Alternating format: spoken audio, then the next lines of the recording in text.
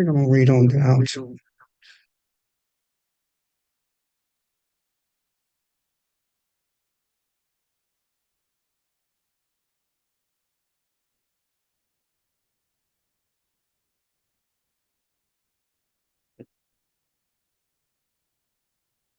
I'm gonna let you read the text, and then when we start discussing it. Okay, Pastor, you have an echo. That means Yeah, there's an echo. I don't know why. the speaker on the guest laptop needs to be turned Turned off. off. Karen, turn the speaker off on your computer.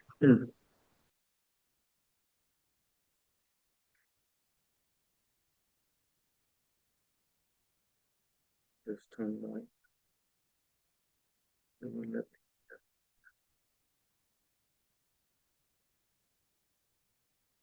I think just go to volume and turn it off.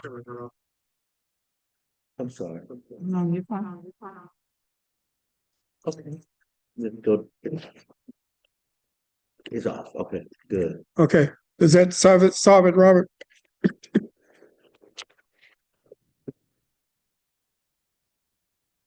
Okay. Yes.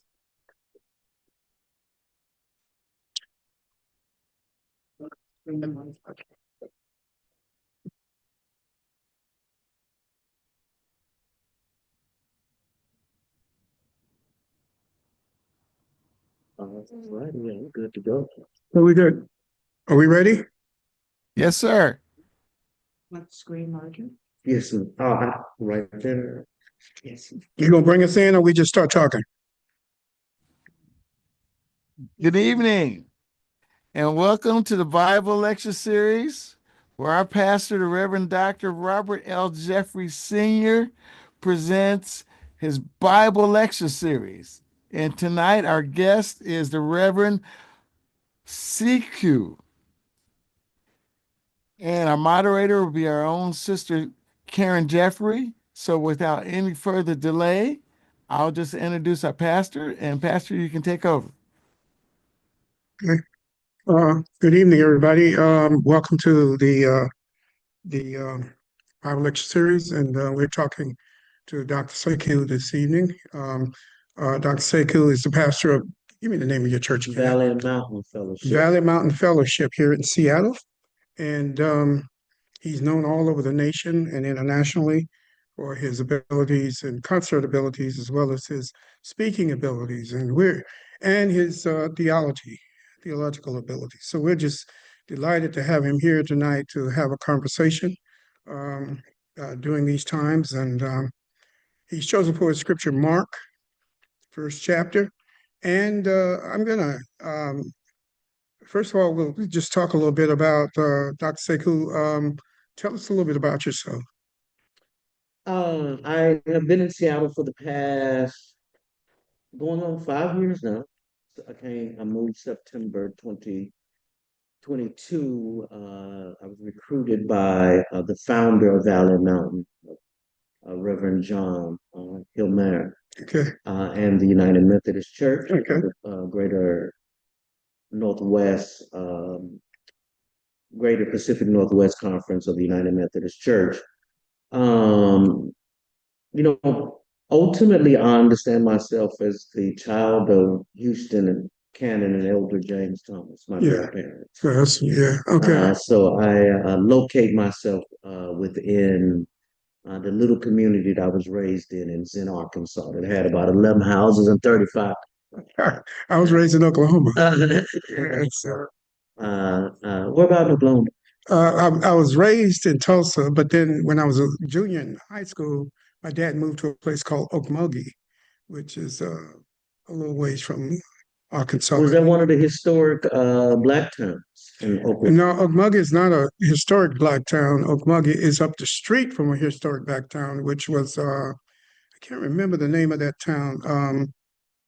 I'll remember it as we talk. Yeah. But yeah, that was a black town about 50 miles from Okmulgee. Okay. Yeah. But Okmulgee was the capital of the Creek Nation. That's where the Creek Nation was. The Okay. Creeks settled in that area, and it was the capital of the Creek Nation. You know, after Jackson forced the Native Americans off their land in North, South Carolina and Georgia and all of that, Alabama, and they came up to Oklahoma, and that was Indian territory. So, Wow. of course, they brought a lot of slaves with them too, but they didn't treat their slaves like the whites did. They intermarried with their slaves, and of course, after the Emancipation Proclamation, a lot of the blacks were given land by the Native Americans, Okay. and that's why you have Black Wall Street. Oh, That's how Black Wall Street came into existence. in Tulsa. In Tulsa, yeah, Wow. yeah. And My grandfather, yeah. my great grandfather owned a store, yeah, during the time of the riots. So, Really? yeah.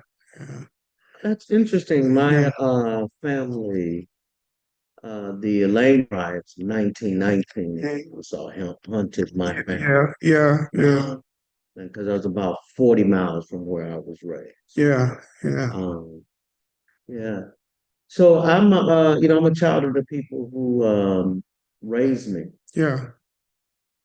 And I would, bounce around a little bit. I often say I was raised in Arkansas, went to high school in St. Louis, Missouri, and when I left, I started running, and I ain't stopped running since. I'm sort of like that too. I left Oklahoma and go back to visit and preach, but never to stay. Yeah, I don't think I could ever go back to Arkansas. Yeah. To live, it is good to go home and get my feet. Get Yeah. To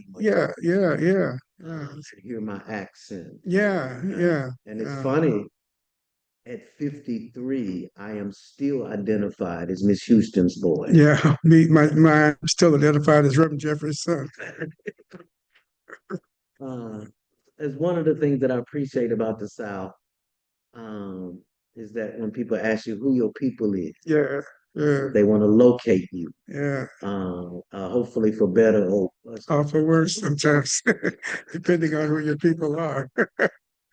Exactly. It's both good and bad. Yes, sir. Yes, sir. How long have you actually been in Seattle? I've been in Seattle 38 years right now, going on 39. And where did you come from? I came from Virginia. Oh, is that where you were passing? Yeah. So where did you? I'm Yeah. Yeah. Where did you come from? We're going to exchange courses. So where did you? When I moved here, I was living in Memphis, Tennessee. Okay. As you know, I was a touring musician. Okay. And I was recording. I got a chance to record with all the Living Stacks musicians. Okay. No, I didn't know that. Particularly Charles Hodges, the great organist. Okay. Yeah. I remember Charles Hodges. He played on 26 consecutive gold and platinum records. Yeah. So privileged to have him play on my second record and on my third record, my live record. And so I was just living in Memphis. And being a musician, and paying $400 a month rent. Yeah. Man, those are the bygone days in Seattle. No, you can't get it in Memphis anymore. And so I was living there, and then I was lecturing in 2018. I lectured at Seattle U. Mm-hmm. Do you remember that big conference they used to do, the Festival Ideas? No, I never attended. I heard about it, but I lectured there. And I also that while I was there, this is where I meet Bishop Edward Donaldson. Okay. Was at the time the director of the D-Men program. Yeah. School of Ministry. And then my manager, my publicist at the time, was like, "Hey, you want to be in Seattle? You should do a show." So I had a band drive up from Portland, and we met in a place called the Human Collaboratory, okay, corner of Orca and Rainier. Yeah, I know that and is. that's where Valley and Mountain used to meet. Okay. And so John asked me to come preach. Yeah. And then I would come back once a year and preach for them. And in 2020, he asked me to succeed him. Okay. And so eventually I wound up here. Welcome to the community, and it's just a delight. You preach for us. Yes. In I think it was November. I'm not sure. Yes, sir. It was in November, and we really enjoyed, especially your report with the children, and sermon to the church. So tell me a little bit about why you chose Mark for one. Well, you know, Mark is the oldest of the gospels. Yes. Uh, uh, uh, Finding itself, the scholars believe, a copy of the Gospel of Q, the QS, Yeah. the source, or the Yeah. German word source. I find it compelling for a couple reasons. That it is the most political of the gospel. One is the oldest, and Yeah. it's the most political of the gospels Yeah. in terms of the discourse around binding the strong man. Okay. That I think sets the tone for the text. Okay. And then what's so powerful about the way the text opens is this is the gospel of Jesus Christ. Okay. This is the gospel according Jesus the Christ of Nazareth. Okay. And so, you know, a scholar yourself, you know, gospel is not a Christian word. Yeah. Right. That is Yeah. a word that articulates Yeah. one's rights or benefits Yeah. in the Roman Empire. Yeah. So the fact that a peasant, Yeah. because Jesus is actually a step below a peasant because he's a worker and he's an unskilled worker. People, of course, as you know, the public may not know, the translation of carpenter is Yeah. inaccurate. Yeah. It is actually he who works with his hands. Yeah. So he's Yeah. more like a handyman. Yeah. Yeah. Yeah. And so, and a handyman in that class tended to come from the untouchables because they were day labor. Okay. So it's not like they had secure incomes, and they were not. It wasn't like they had a union or something. Yeah. Yeah. So to me, I find it compelling the fact that a peasant writes a gospel. Yeah. Over and against Caesar, who is the person who can officially write the gospel. Yeah. And then as we move through the text, it goes into John, cites John saying, a voice crying in the wilderness, saying, repent, make straight the way. And so all of those signatures or significations in that first few verses of Mark are just quite compelling to me, and a direct confrontation with the power. Yeah, it's a direct confrontation in not in the way that maybe some world religions are, but it's a direct confrontation with truth. Yeah. As the weapon. Yes. Truth becomes the weapon, yes. not guns or yes. swords or spears. Truth becomes the thing that propels or that propels the gospel. Yes, sir. And I think that's a fundamental difference in what we're looking at today in the world. Well, yes. And it's a fundamental difference in the way people have translated Christianity and used it, throughout the history. At this moment, particularly, yeah. Which Brother Pete going to be no doubtedly the Secretary of Defense, who uses Christian discourse as a way to justify his Christian nationalism, and his obsession with what he calls a warrior-like spirit. Yeah. Or the way the right wing has weaponized, in my mind, Christianity to support Donald Trump's politics. Yeah. Which they believe he is God's man. Yeah. And you're saying the way Christianity is practiced, there was an ex-evangelical pastor whose name I'm slipping, who read the Beatitudes. He just read the Beatitudes. Blessed are. His members come up to him after reading the Beatitudes and ask him, where did he get that liberal, weak nonsense from? And he says, I'm just reading the Bible. Yeah. And so the way, and so for me, Mark is one of those ways that it demands us wrestling with the political nature of the gospel. Now, we don't want to reduce the gospel to politics. Yeah. But there is something that there is definitely, particularly in the Markian text, a critique, a spiritual critique of the political climate, which has political implications in that opening line. This is the gospel according to Jesus Christ. Okay. Of Nazareth. Yeah.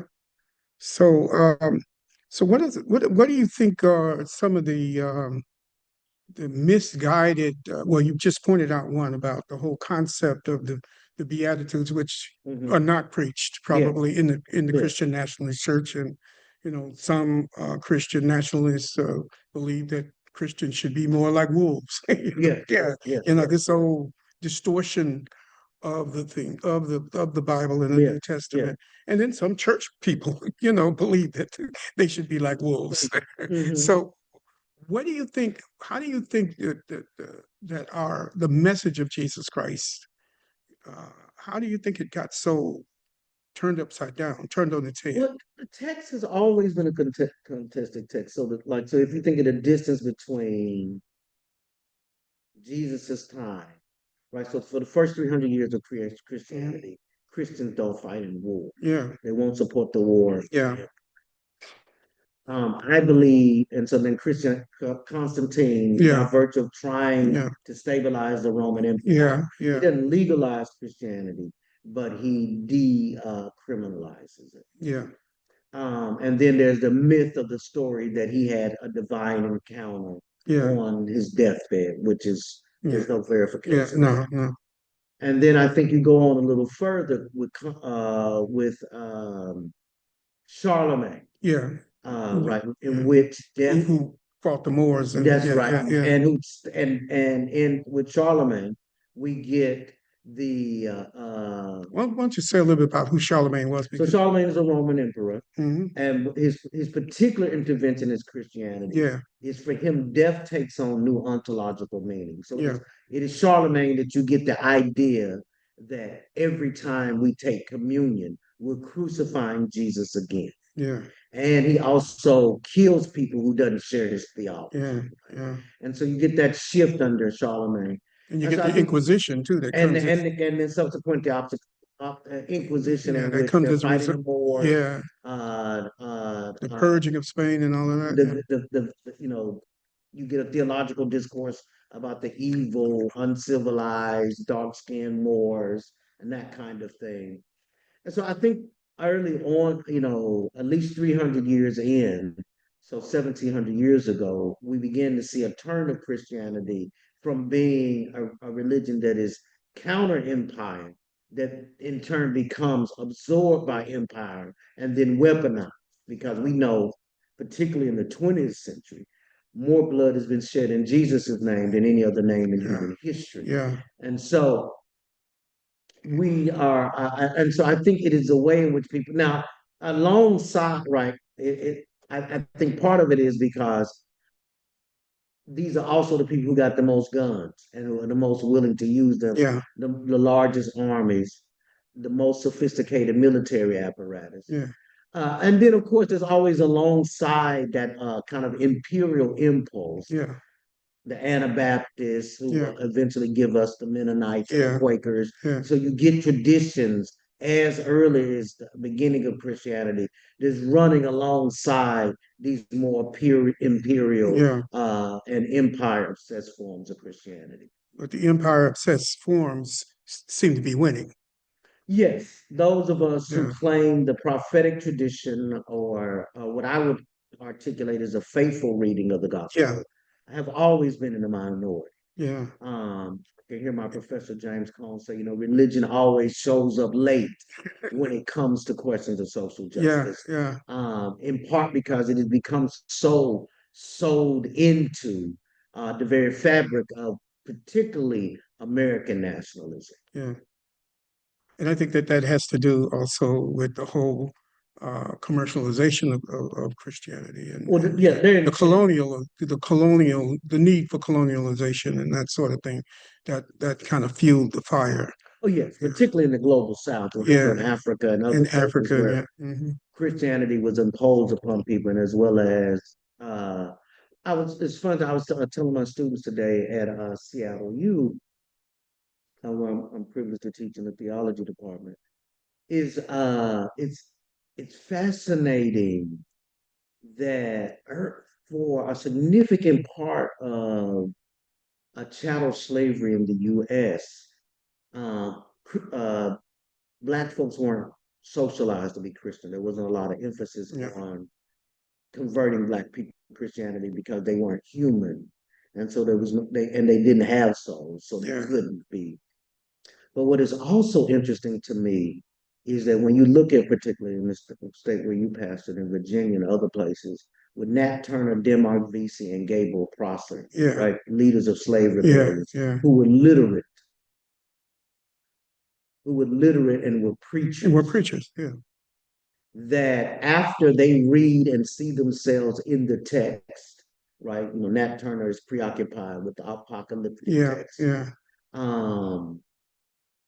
They read the text, they see themselves in the Bible, that this is when it becomes illegal for Black people to read, because there was like, it's these literate slaves that are doing all the rebellion. Yeah. And so because they could read and they read the text, read themselves into the biblical narrative and motivated them to rebel against the institution of slavery.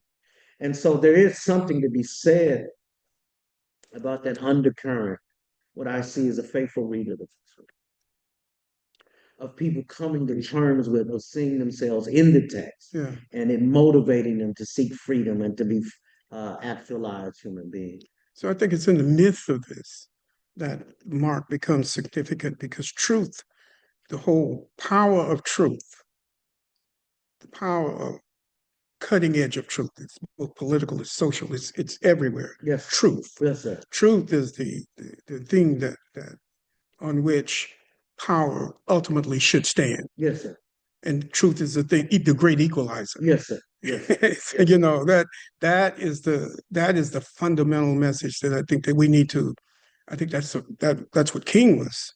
Indeed. That's what King was about. You Yes, know, indeed. that truth is the ultimate power. And like you were saying, and particularly, I think, and Ched Myers writes about this in his book, Binding the Strong Man, which I've both had the privilege of knowing him for 20 years and teaching the book for a long time. Okay. Is that that, you know, it says you can't plunder a house unless you bind the strong man. Yeah. And what he's after here is that the strong man is, in my reading and Chad's reading, in particular the Gospel of Mark, is that the strong man is the spirit of the empire. Yeah. And so it's not only the machinations Yeah. of empire in terms of its military, its army, its colonial apparatus, and its imperialist impulses, but it's also the ways in which it morphs our sense of being. Yeah, there's a story in the second chapter, I think it's the second chapter of Mark, where Jesus is preaching in the temple, and this guy hollers out, you know, "You've come to destroy us," which is the ultimate reaction of imperial untruth to the truth, to the real truth, the truth of God, the truth that Jesus proclaims, that you know, about us being one with God, us being all sinners, that us being redeemed by Him, by the blood, and that we, you know, the truth that He proclaims. This guy hollers out in the temple that, you know, you come to hurt us, you come to destroy. That's the reaction that you say the conservative white church had to the guy preaching the Sermon on the Mount. Yes, exactly. And I think also part of that, right? What's happening, particularly that instance, if not another one, is, you remember the demons wind up describing themselves as legion. Yeah, that's it. Yeah, that's it. That's the story. And they I think that's in all the Gospels. Right, and so like the legion, right? Yeah. A legion is a Roman garrison. Yeah. Right. Yeah. And so what Mark is doing in particular is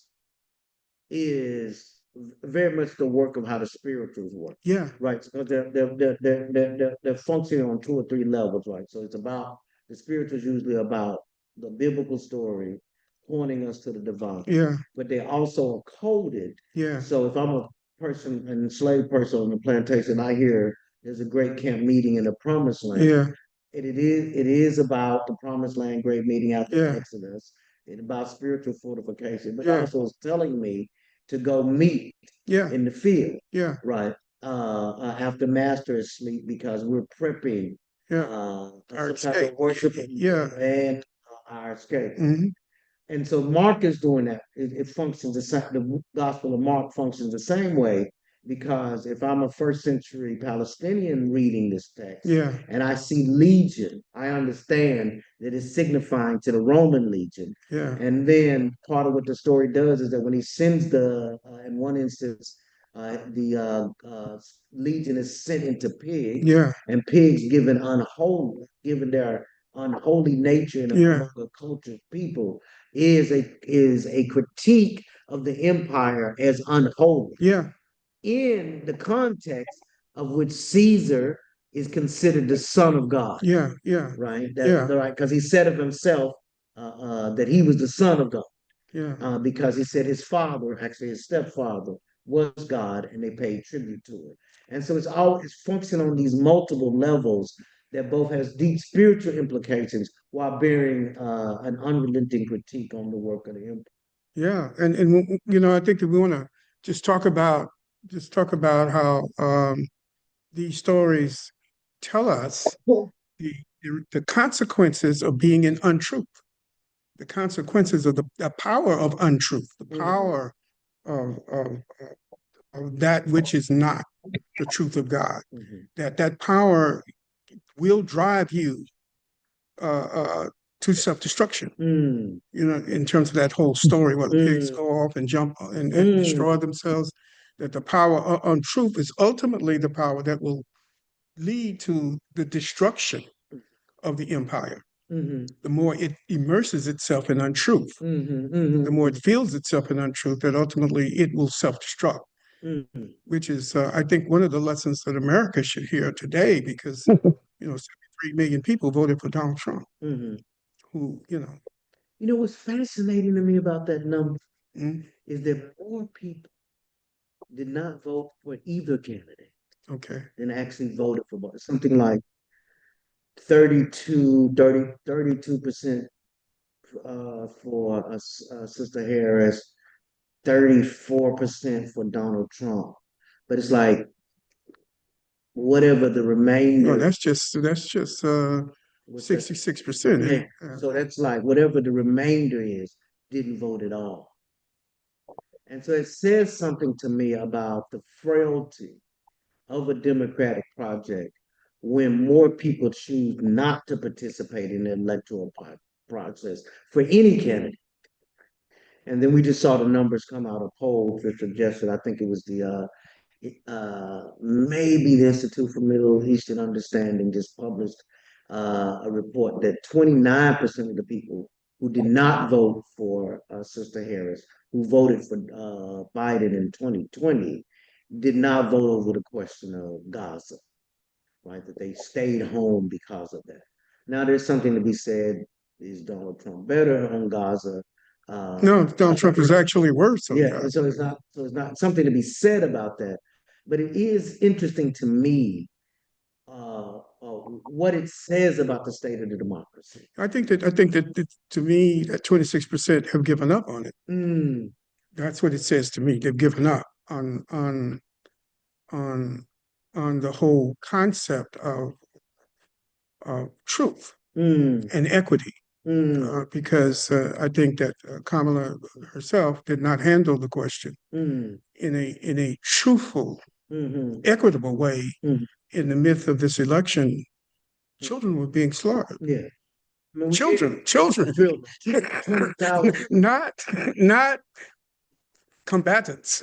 We're talking about 20,000. children are being killed. Mm, How can you stand at a podium and not be outraged by that, mm. regardless of what your desire is? I mean, I know she wanted to win, but still, And at what, what cost? Your soul?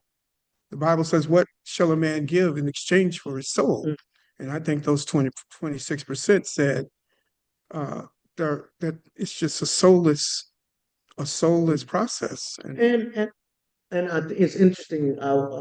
Again, teaching today, my students today read Martin Luther King's Beyond Vietnam. Yeah, okay. His speech, "Break a Time," Which was the same dilemma.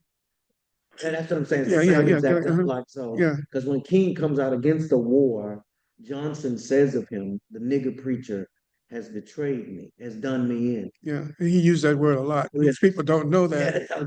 The great liberator of black people Was a racist. would use the word nigger almost every day. And so, and was a bully. And was a bully, yeah.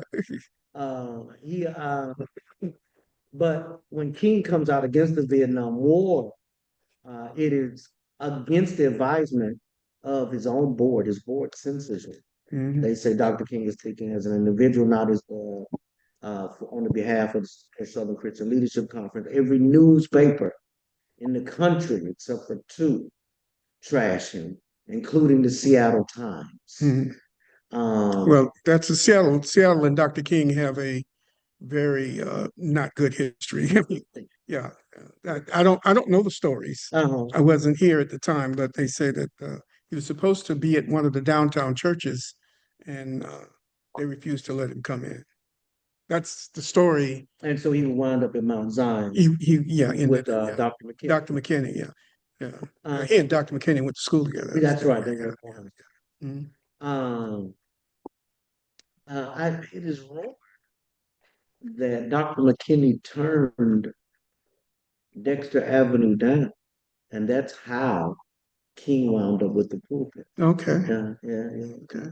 But I believe, what I was saying is that, like, very similar to King's position against the Vietnam War, people taking positions in support and solidarity with Palestinians in the midst of their suffering has been structured in a way that they're almost parallel. Like, Yeah, it is. like It feels like that. It feels like that. like if you don't, if you don't support the war against the Palestinians, then you're a terrorist.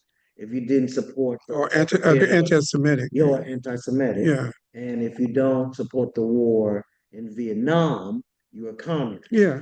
Right. So very much Yeah, the similar thing. same kind of mindset. And the way in which theology was weaponized in both instances to justify Yeah, the slaughter of yeah. God was used yes, in both instances. yes, And it's just used inappropriately. yes. Yeah, and that's the tragedy of the colonial system, Indeed. because that has happened Yes, time again and again and again and again and again. yes, sir. Yeah. Tell me, I'm curious about how you arrived at your own kind of progressive theology, right? So you don't find a lot of preachers of your generation, which is a generation of the generation above me, Hmm. who like use the word colonialism casually in the conversation that they're having about the Bible and about a particular text. And so, how did you arrive at your own theology? Well, I think that, I was instructed by Dr. Cone. I was at Union in Richmond, Ah, the Presbyterian. yeah. Yeah, I wasn't at the one you were at, but I was Okay. at the one in Richmond. He came up and lectured, and Mm, then just through study and through understanding the Word of God. I mean, you understand the whole nature of untruth, and in terms of how do you define untruth in this context mm, or that context in this particular situation. And I think in America, or in the situation in Gaza, you defined untruth as in terms of the same colonial principles that untruth is defined as in South Africa and any other, Nigeria, when the British came and wouldn't let them refine the oil that they found, that sort of thing. So yeah, I think it's just through growth and learning and through going, Union Theological Seminary and Presbyterian School in Richmond. Is there, what do you think keeps? I read a fascinating statistic that there are 25,000 Black churches in the U.S. Yeah. and only 400 MDivs awarded last Yeah. year. And what do you think that, do you think there's a corollary between the lack of education or academic training and the kind of dominance, say, of prosperity theology or the weakness of the church in social justice issues? I think that it's a sort of a perfect storm. You hit an era, you hit a period of time where you had Reverend Ike, and he became very popular in the South. And white guys like Hagan, Kenneth Hagan in Oklahoma, picked up on that whole theme of prosperity, and it all came from that whole era of Reverend Ike. Mm. You remember, you might be Became too young. new. You might be too young. I remember seeing him on TV as a Yeah, child. yeah, Became yeah, new yeah, and yeah. stuff like It was, so it became, all of that period. We used to laugh at Mm, that, but and then of course we always had Father Divine and Sweet Daddy Grace and all of mhm, that. But I think Reverend Ike probably sort of uh, popularized the whole concept that religion is about getting rich. Of course, Black people are poor, and we want prosperity, and if we can find it through nonviolent ways, then we'll try to find it. And so we begin to turn the whole concept of Christianity into taking advantage of capitalism mm, or fitting into capitalism and trying to find our niche, not understanding that that's not the role of the Word of God. And then, of course, white preachers picked it up, and then Blacks were moving into the suburbs, so they began to leave the inner city churches because the inner cities were being ravaged by mhm, poverty and drugs, and so you had that going on, and then you have the whole concept of uh, exploitation, preacher exploitation, ministerial exploitation. It's easier to exploit people than it is to educate people. mm, mm, You know, mm, just like the rappers drifted off into the rap exploitation, mhm, and preachers have drifted off into people religious exploitation, where it's easier to shout people and to run people and to mix a little gospel and mix a little new age gospel in there, mhm. and then to go get an education. Do you feel like there's been a shift particularly in the Black church, around the desire for educated clergy? Yeah, I think there was a shift. I think there's a major shift. It happened doing this. It made this whole thing with uh, the prosperity gospel. If you know the principles of prosperity, you don't need an education. Well, you have Mhm, these Bible schools set up just to teach his prosperity people, preachers, these schools, online schools, and mhm, and then certain Bible colleges that will teach you how to preach prosperity gospel. And of course, then you've always had that element in our community that felt like all they needed to do was get a good hoop and a holler, mhm, and they could make it. And they've always pretty much made it on that. mhm, Get the good fancy music going, and mhm, it'll be fine.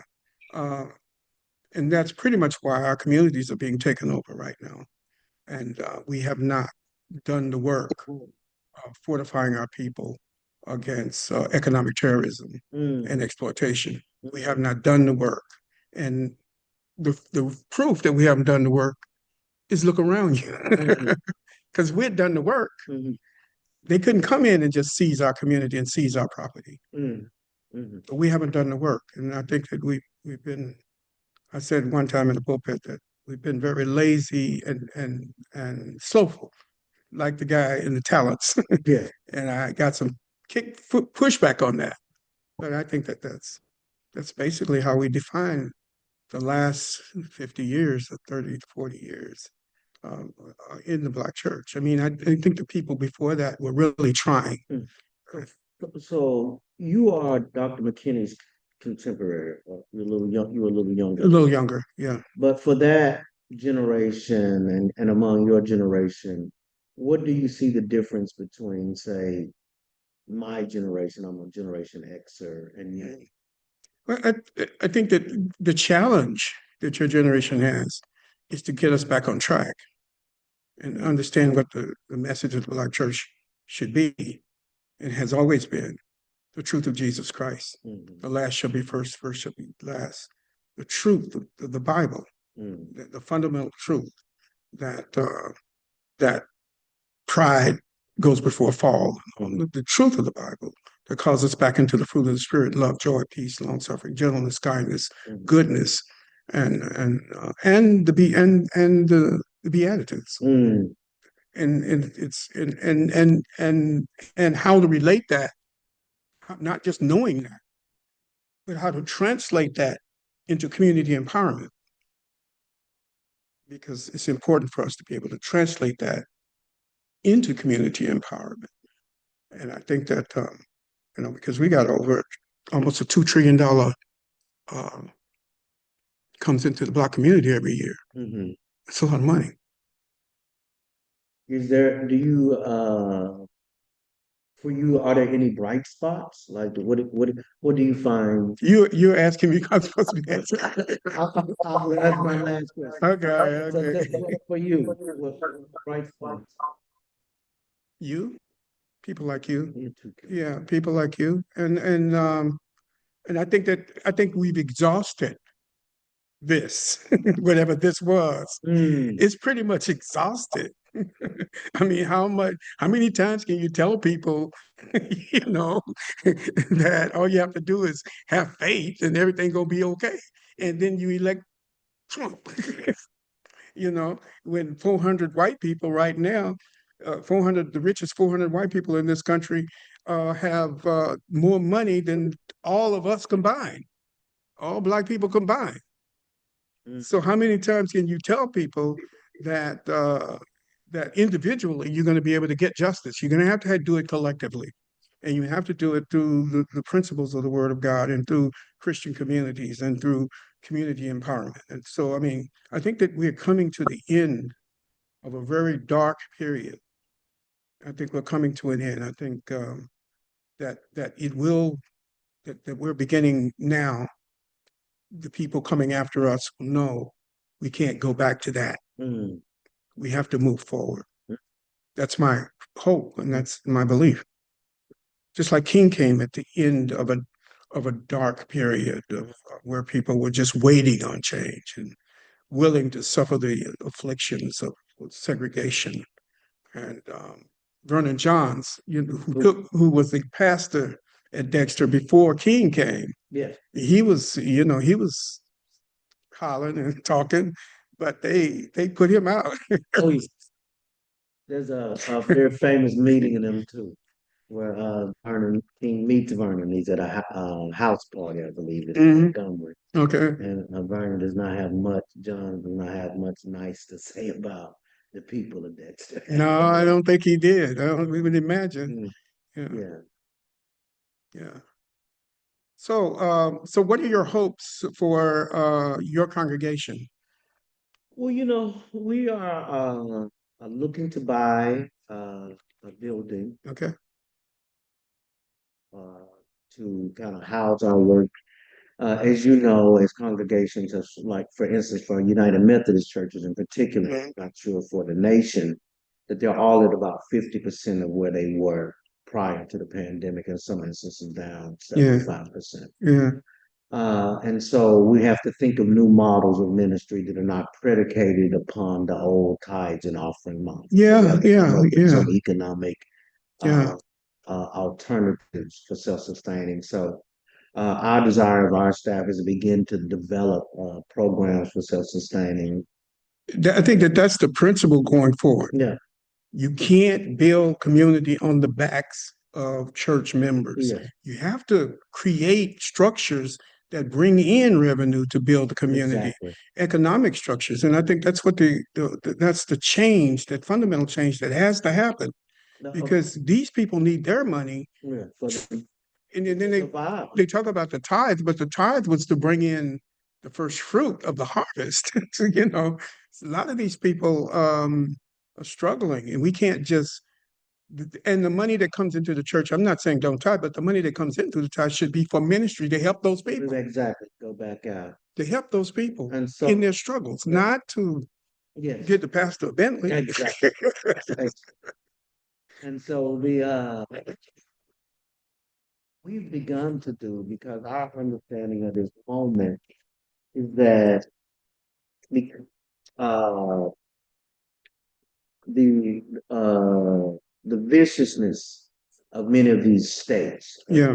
26 states that have passed anti-trans laws, and those anti-trans laws Yeah, in those same states, they've passed anti-protest laws, they've passed voter restriction laws. yeah, They tend to be the poorest and the least amount of expansion of Medicaid. And so all of it's kind of connected. And so we understand our work at Valley Mountain, um, to think about ourselves as a liberated zone. Yeah. How do we create spaces to protect people? yeah, And then we begin to build out a network of what we call the Progressive Planters Project. So Okay. we have about 32 congregations okay, around the world okay, that we are seeding to be spaces for folks to gather. okay, We want to move $1 million to each one of them over 5 years okay, and help them get their own business and develop their own buildings and develop a self-sustaining model. yeah, Because the way and I'm not one of these people who say the church is dead, the old church is going away. no, I don't say that I either. don't think No, that's I true. don't And I believe think it that. still has a great role to Yeah, I play. do too. But we're supporting work like in St. Louis, there's a crew who are opening a grocery store in a Yeah. community where there's no grocery store, Yeah, and they'll have service at the grocery store. yeah, Right. There's a Reverend Ellie Hutchinson in Arizona. She works with women coming out of prison. So she walks with women for 2 years. And then when they come out of prison, they'll land in a community where they have wraparound services. Or Reverend Vahisha Hassan's work in Memphis, Tennessee, where okay, they develop that project is well-being. So they want to have a space to support young activists who may not necessarily be Christian, but they need spiritual community. Because one of the things that church does do is it creates spaces of mutuality Yeah. and networks of bonding. yeah, yeah, Because you grow up with people, you yeah, know them. yeah, and you That's- grow up in a space, a With familiar space that becomes your home, Yeah. your And spiritual so for home. Yeah. a lot of young folks, by virtue of their tense relationships with churches, uh, um, these new faith communities are ways in which through this Yeah. network we've developed to support each other. Yeah, Because one of the reasons most churches fail is because the pastors are isolated yeah, and they're not moving in a group. yeah, So you just out there trying to grow the church Yeah. and drive the church van and do all the paperwork Yeah. yourself, and you don't have people you can relate to. yeah, And so we've developed this cohort model through the Progressive Planters Project as a way to seed churches. So we have a community in Brazil in Paulo Freires community in Brazil, which where your money can go longer. So for $800, I can feed mm, 100 kids yeah. and pay teachers for a summer. My interest has always been Haiti, Yeah, and it's really dangerous over there now. it's gotten really bad. It's gotten really bad, and so we have one in Brazil. We have some house churches in Cape Town and Johannesburg, as well as working with folks in Jamaica to help build a well. And so what we've been able to do is build out a network through these kind of liberated zones Yeah, of new emerging faith communities that are similar to ours, yeah, 50, 60, 70, 100 folks meeting, yeah. trying to make a way. I'd be very interested in working with you on that. I Yeah. mean, that sounds like a tremendous project. I Yeah, mean, we're very excited about it. In fact, I don't know if Reverend Erica Williams has preached here. Reverend Erica Williams has preached She's here. preaching for me Sunday, Tell her I said hi. and is one of our planters. Tell her I said Yeah, I hi. definitely will. Where is she planting at? So she's gonna be working with Kelvin Sowles Mhm. in with the churches in South Africa Okay, because she's been doing that, and she's moving to LA. And so okay, she'll be working in LA, and so we'll be supporting her work okay. to plant in LA. All right. Okay, well, tell her I said hello. I definitely will. Yeah, she's a great person. Oh yeah, she is. She She's a great definitely person. is. Yeah. So, as we begin to wrap this up, let me ask you something. What motivates you personally to to do this work? You know, part of I think it is the people who raised me. So both my parents were alcoholics. Mhm. So my father took me from my mother, and took me to the woman who raised him in Arkansas. And but she wasn't his biological mother, Mhm. nor my biological grandma. Uh, she would marry my biological grandfather because my biological grandmother dies from complications of my father's birth. So this woman, Houston Cannon, Okay, nursed my father, even though he was not hers biologically. okay. And then he would take me to her for her to raise me. And so something about that saved me, like it literally saved my life. So something about that experience, something about the people like Miss Roberta, there was a woman named Miss Roberta, Mhm. she couldn't write or read. Mhm. And she'd say, "Boy, come here and read to me about our people." Yeah. And so I would read her mail to her. One of the few spankings I got was my grandmother taught me to read about 4 years old. I said somebody was dumb. And she was like, "I didn't teach you to read to be Yeah. arrogant." Yeah. And so it has everything to do with who raised me. Yeah. And then I think part of it, and in that who raised me is that, my childhood was almost perfect except for some spankings that I got, which I never deserved. Well, I can't Um, say the same thing. my wife says that I didn't get spankings. I got whoopings. my grandmother said, my wife said, my wife says I was spoiled. I said I was well taken care of. And but in this little community of Zen, Arkansas, Yeah. they love me so deeply. Yeah. Um, One of the things about church was um, it was a place that celebrated me, right? I remember, I think I played that song here, "Welcome Home." Yeah. No matter where you are on life's journey or where you're coming from, you can always call this place home, no matter where you've been or what you've done. Yeah. And I wrote that for some queer kids who would come to the church I was serving in New York at the time, after a little while of interaction, I realized that they didn't feel safe in church and that it hadn't been in a place that loved them. And that's all I know of church, Yeah. that people loved me deeply. It Yeah. was a place that I could play the piano,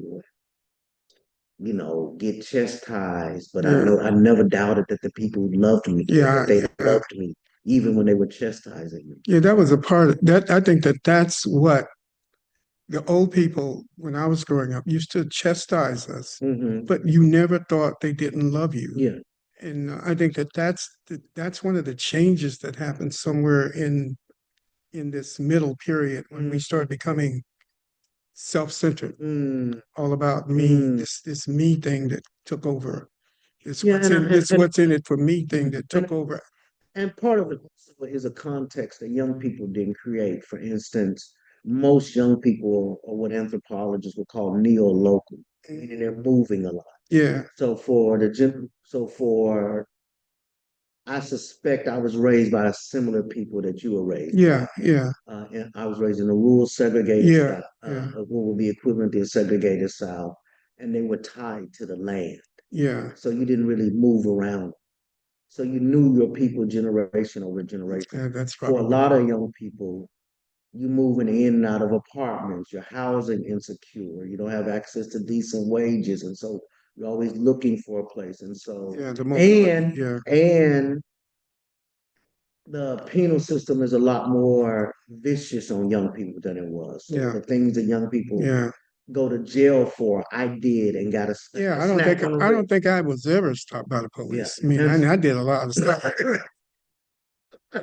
don't Now think that's the interview I wanted. I've never had an encounter where I was stopped by the police. I And mean, so, yeah, but it's different now. it's very different. And so I think a lot of that has created a context where young people just don't like the stuff that probably you and I, Yeah, like, so for instance, as I moved around the country doing trainings in the middle of the uprisings during, beginning in 2014, one of the things I would do with young people, like if I was going in to do trainings with them, the first thing I would do is have a meal. I'd cook a meal and we eat together. In many instances, these kids had never sat around the table and ate a meal together. Right. Just that very simple act where you kind of check in about how your day is Yeah. and what's going on and what it meant to cook together. yeah, Right. These kind of because uh, um, for me, I believe the best of who we are does not show up in the kind of whether it's in the pulpit or in big protests. It's in the quotidian. yeah, It's in how we live yeah. every How we day. live with, how we And that relate. so a lot of young people, the material conditions have disrupted the ways in which they live every day. And so part of what motivates me is that I have people who love me so deeply. And I actually want other people to experience the kind of Yeah, love yeah. that I received from those folks who raised me in that little place in Arkansas. I think that that's kind of what motivates me. Mm, I mean, I know that there's real love out there. yes, I guess that's different from people who've never known yeah. unconditional love. Mm, But yeah. I've experienced that. Yes, yes. I remember, I'm gonna tell this and then I want you to say something before we go. I remember when I was in high school, I'm not gonna say what I did, but it was pretty bad. Uh, And I had this minister, and because my dad was really upset, I mean, he was really upset. mhm, And so I sat down and talked to this minister, and this minister unconditionally, just uh, gave me grace. mm, And my dad ultimately changed his mind and gave me grace. mm, I mean, it's just unconditional love. I mean, it's just, you just felt special. You mm, just felt like uh, that you had underpinnings. mm, So I know that feeling. yes, sir. I know that feeling. Yeah. So as we go, huh? 5 minutes? Okay, what was it? Okay, I think we can't hear you. So Well, we can just repeat the question. just repeat the question, Gary.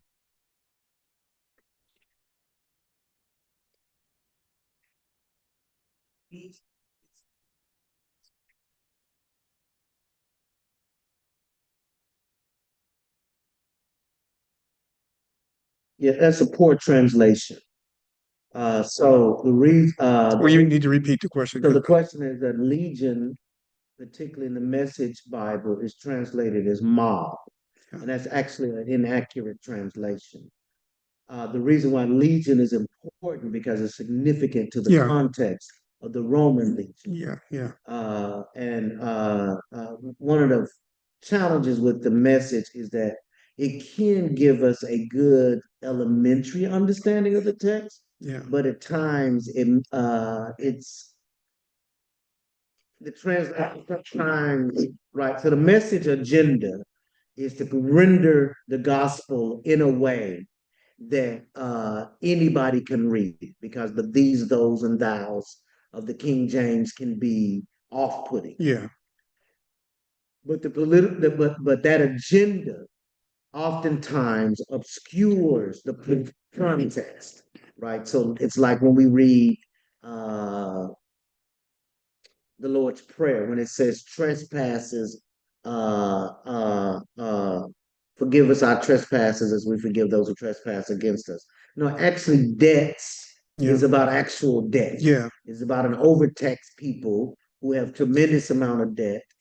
So when it says forgive us our debt as we forgive our debtors, meaning that how do we create a jubilee economy where we're forgetting, where we're forgetting debt?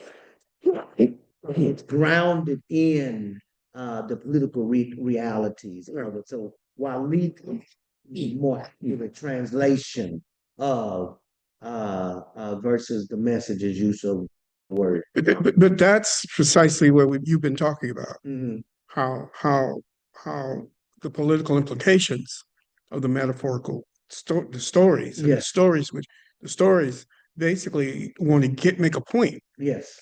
about our immersion into certain political realities and certain social realities and how those immersions affect us. Yes. Yes. And affect our understanding and reading of the text. Yeah, Indeed. yeah, absolutely. And translation of the text as well. Yeah. Yes. Because all translators have an agenda.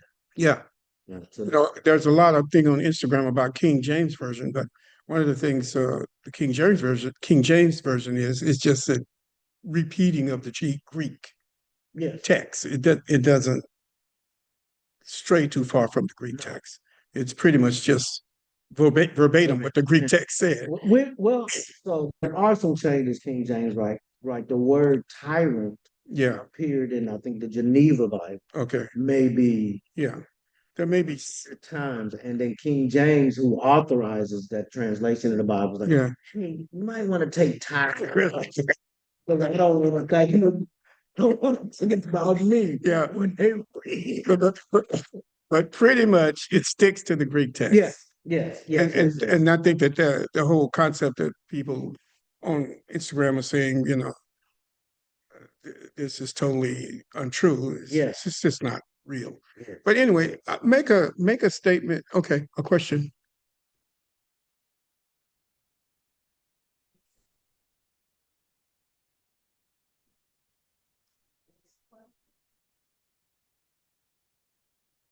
What should our primary concern and activities be to effectively carry out a positive impact and transformation of these current realities abounding in the neighborhoods, reestablish the church in our youth, and to bring in all act salvation?